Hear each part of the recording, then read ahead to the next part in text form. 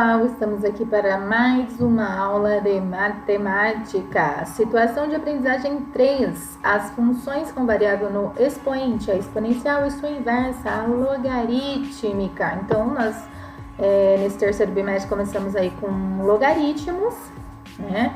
Vimos aí há 2 semanas logaritmos, as propriedades dos logaritmos, agora a função logarítmica. Então, a função logarítmica tem algumas características. Ela é a inversa da função exponencial. Então, no segundo bimestre, nós vimos aí a função exponencial e agora nós temos a inversa da exponencial, que é a função logarítmica. Então, na função exponencial, nós tínhamos a elevado a x e a inversa dessa exponencial é log de x na base a. Percebam que a base é igual. A base da função exponencial é a mesma base da função logarítmica, tá? Então, isso daqui eu ainda posso escrever que é igual a y, tá? Então, essa é a função logarítmica, y igual a log de x na base a. Ah, tá aqui, eu coloquei na de baixo. E o x, o valor de x, o nosso logaritmando, ele tem que ser maior que 0, tá? Então, tá aqui a função logarítmica e o x tem que ser maior que 0. A variável está no logaritmando. Então, na função exponencial, a gente tinha a variável no expoente. Na função logarítmica, a variável está aqui no logaritmando, é o número que a gente vai atribuindo valores. Na verdade, essa é o contrário, a gente atribui valores para y. A gente atribui valores para y e encontramos os valores de x, mas a gente vai deixar dessa maneira assim para não confundir, tá? A gente vai... Sendo a inversa da exponencial, seu crescimento ou decrescimento também é inverso, portanto, cresce ou decresce muito lentamente. Então, percebam que quando a gente estava lá no primeiro bimestre trabalhando com PG, a gente tinha um crescimento muito rápido quando falava em PG. Tanto que veio essa infeliz pandemia e começamos a falar muito em progressão geométrica, que é a nossa PG. Quando chegamos em exponencial, a gente também percebeu isso, que o crescimento era o quê? Crescimento exponencial, porque é um crescimento muito rápido. Na função logarítmica, a gente tem o inverso. Como a função logarítmica é inversa da função exponencial, o crescimento e decrescimento dela é muito lento. Então, a exponencial cresce ou decresce muito rapidamente e na logarítmica cresce ou decresce muito lentamente. Tá bom? Aqui a gente tem exemplos de gráficos da função logarítmica, tá? Então, o que a gente tem? A função é crescente quando A é maior que 1 e decrescente quando A é maior que 0 e menor do que 1, onde A é a base do logaritmo. Então, log de x na base A. Então, toda vez que essa base for maior do que 1, a função é crescente. E quando a base for maior do que 0 e menor do que 1, nós temos uma função decrescente. Deixa eu ver uma outra cor aqui. Vamos de verde. Tá? Não lembrei de colorir. Vou me colocar aqui. Tá? Que mais? O gráfico ocupa os quadrantes 1 e 4 e nunca toca o eixo Y, tá? Então, ó, na função, aqui a gente tem uma função logarítmica crescente, nesse primeiro exemplo, e aqui uma função logarítmica decrescente. Percebam que ela sempre fica aqui, ó. Esse é o quadrante 1 e esse é o quadrante 4, primeiro e quarto quadrantes, tá? É onde ela se concentra, ela fica nesses 2 quadrantes.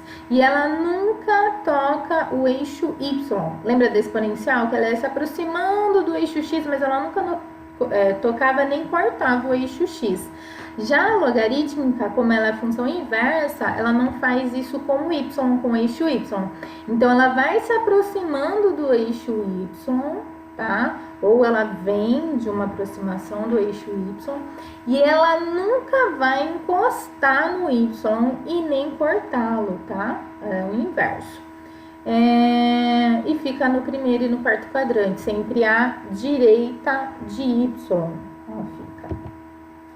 E ela corta o eixo X no ponto 1, 0. Então, ó, tá vendo? Aqui ela sempre vai passar por esse ponto. A exponencial ela passava aqui, né? No ponto 0, 1, que era para y. A logarítmica é o inverso, então ela passa no ponto 1, 0. 1 para x e 0 para y. Sempre vai passar nesse ponto. O valor da base é um ponto no eixo x que se relaciona com o ponto 1 do eixo y, ou seja, A1, onde A é o valor da base. O que é isso? Então, se a gente prestar atenção, essa função logarítmica, ela tem aqui, ó, esse ponto 1 aqui para y. Toda vez que a função chegar nesse ponto aqui, ela vai fazer essa relação, esse encontro com outro ponto para o eixo x. Então, toda vez que está no 1, ela tem. A mesma coisa aqui, o 2, ele vai se relacionar com algum ponto para o eixo x, tá? Toda vez que for 1, o valor que for 1 para y, o valor correspondente para x é o valor da base. Olha aqui, essa é a função, f de x igual a log de x na base 2. Então, 2 é o quê? É o ponto no eixo x, que é a nossa base, e sempre vai passar no ponto 1 para y, tá? Olha aqui, essa função aqui, a base é meio. Então, quer dizer que quando eu tiver 1 para y, eu vou ter, ó, 1 para y, meio para x, que é o valor da base. Por isso que eu coloquei que é a A1, que é o valor da base para x, e 1, que é y. Então, toda vez que esse gráfico for lá no ponto 1 para y, o valor de x é o valor da base. Então, vamos supor que você tenha a função só. Se você quiser montar o gráfico, você pode saber o quê? Que vai ser o valor da base, que corresponde a 1 no eixo y, tá? Então, eu vou colocar a base é 2, então o ponto que corresponde é 1. Então, eu tenho que fazer um gráfico que vai passar por esse ponto, 1, 0, e por esse outro ponto aqui, que é a base para x e 1 para y. Se você tiver só o gráfico, você pode ter certeza que o valor que tiver aqui correspondendo a 1 no y, esse valor de x aqui é o valor da base. Então, vamos supor que peçam para montar qual que é a função desse gráfico aqui. A função vai ser o quê? Y igual a log... Qual que é a base? A base é 2. Por quê? Porque está correspondendo a 1 aqui. Então, e x. Pronto. Essa é a nossa função. E aqui, ó, 1 para y, quem que está aqui correspondendo para x? Meio. Então, qual que vai ser a função? Log, quem que é a base? Meio de x. Tá? E é isso. Fiquei no meio do exercício. Agora tem um exemplo aqui para vocês, tá no caderno do aluno, é da Unesp, a questão atividade 35. Seja n maior que 0 e n diferente de um número real.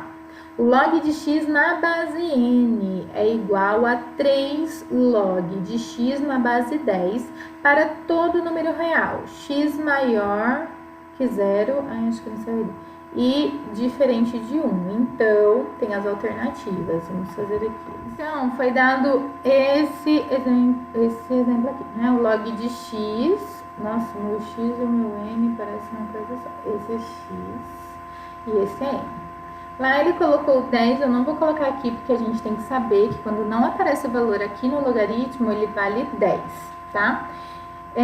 Só que as bases aqui estão diferentes. Aqui tá na base n, aqui tá na base 10. Eu vou deixar na base 10, tá? Para deixar esse lado aqui na base 10, então a gente faz log de x sobre log de n, base 10, que é igual a 3 vezes log de x. Então vamos lá.